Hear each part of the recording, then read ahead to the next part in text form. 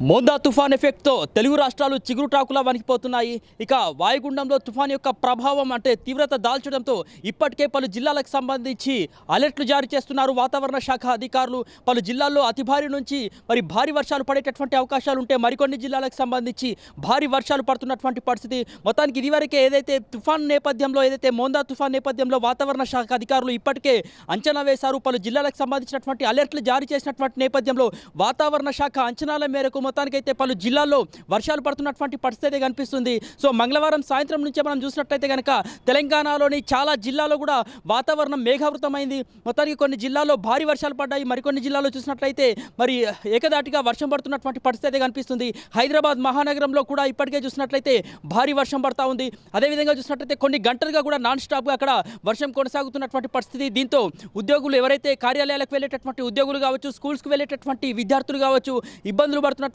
పరిస్థితి. సాధారణ ప్రయాణం కోసం వేచి ఉండేటటువంటి ప్రయాణికులు కూడా ప్రజలు కూడా ఇబ్బందులు పడ్డటువంటి పరిస్థితి హైదరాబాద్ నగరంలో కనిపించింది.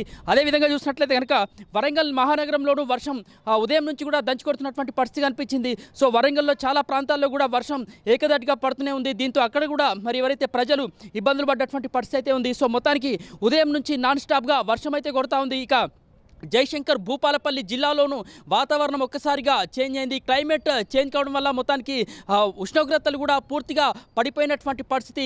ఈదురుగాలులు కూడా ఇప్పటికే వాతావరణ శాఖ హెచ్చరించింది. దాదాపు గంటకు 40 కిలోమీటర్ల నుంచి ఇంకా 50 కిలోమీటర్ల వరకు వీచేటటువంటి అవకాశాలు ఉంటాయని కూడా వాతావరణ శాఖ హెచ్చరికల నేపథ్యంలో ఇప్పటికే ఈదురుగాలులు కూడా అదేవిధంగా వీస్తున్నటువంటి పరిస్థితి ఉంది. ఇక వర్షం కూడా ఆన్ అండ్ ఆఫ్ పద్ధతిలో కూడా కొద్దిసేపు వర్షం పడి ఆ తర్వాత మళ్ళీ కొద్దిసేపు విరామం ఇస్తున్నటువంటి పరిస్థితి జయశంకర్ భూపాలపల్లి జిల్లాలో ఉంది. ఇక ఇప్పటికే మనం చూసినట్లయితే కనుక పెద్దపల్లితో పాటు ములుగు కావచ్చు, భద్రాద్రి కొత్తగూడెం కావచ్చు, ఇట్లా దాదాపు 4 జిల్లాలకు సంబంధించి ఇప్పటికే వాతావరణ శాఖ అధికారులు రెడ్ అలర్ట్ అయితే జారీ చేశారు. ఈ నేపథ్యంలో అధికారులు కూడా అప్రమత్తమయ్యారు. మోంతా తుఫాను ఎఫెక్ట్ ఎక్కువగా చూసినట్లయితే కనుక ఆంధ్రప్రదేశ్ రాష్ట్రంలో ఉంది.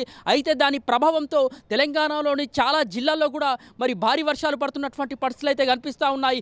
ఈదురుగాలులు కూడా గంటకు దాదాపు 40 నుంచి 50 కిలోమీటర్ల మేర ఈదురుగాలులు కూడా వీస్తున్నటువంటి పరిస్థితులు అయితే కనిపిస్తున్నాయి. ఇక ఖమ్మం జిల్లాలో చూసినట్లయితే కనుక భారీ వర్షం పడ్డటువంటి పరిస్థితి కనిపించింది.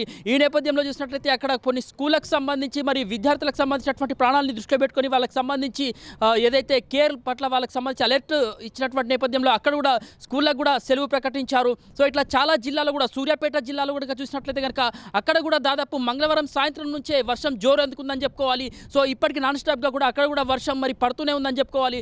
సో ఈ నేపథ్యంలో అక్కడ కూడా స్కూళ్ళకు సంబంధించి అధికారులు అయితే సెలవు ప్రకటించినటువంటి పరిస్థితి ఉంది. సో ఈ విధంగా మొత్తం చూసినట్లయితే కనుక వాతావరణ శాఖ దాదాపు 4 జిల్లాలకు సంబంధించి రెడ్ అలర్ట్గా జారీ చేస్తే 9 జిల్లాలకు సంబంధించి ఆరెంజ్ అలర్ట్గా జారీ చేసింది. మరో 11 జిల్లాలకు సంబంధించి ఎల్లో అలర్ట్గా జారీ చేసినటువంటి పరిస్థితి అయితే కనిపిస్తుంది. ఇక ఏదైతే భద్రాద్రి, ఖమ్మం, ములుగు, నాగర్ కర్నూలు జిల్లాలో అతి భారీ వర్షాలు పడేటటువంటి అవకాశాలు ఉంటాయని ఇప్పటికే వాతావరణ శాఖ హెచ్చరించింది. ఇక అదేవిధంగా హనంకొండ కావచ్చు, భూపాలపల్లి, మహబూబాద్, మంచిర్యాల, నల్గొండ, సూర్యాపేట, వరంగల్ జిల్లాలో భారీ వర్షాలు పడేటటువంటి అవకాశాలు ఉన్నాయని చెప్పింది. అదేవిధంగా దాదాపు 40 నుంచి 50 కిలోమీటర్ల వేగంతో గాలులు వీచేటటువంటి అవకాశాలు ఉంటాయని కూడా చెప్పింది. సో మొత్తానికి మోందా తుఫాన్ ఎఫెక్ట్ ఒకవైపు ఆంధ్రప్రదేశ్తో కాకుండా ఇటువైపు ఏదైతే తెలంగాణలోనూ దీని ప్రభావం ఎక్కువగా కనిపిస్తున్నటువంటి పరిస్థితులు అయితే కనిపిస్తున్నాయి. వీడియో జర్నలిస్ట్ సోహెల్తో సమీర్, ఆర్బీ న్యూస్.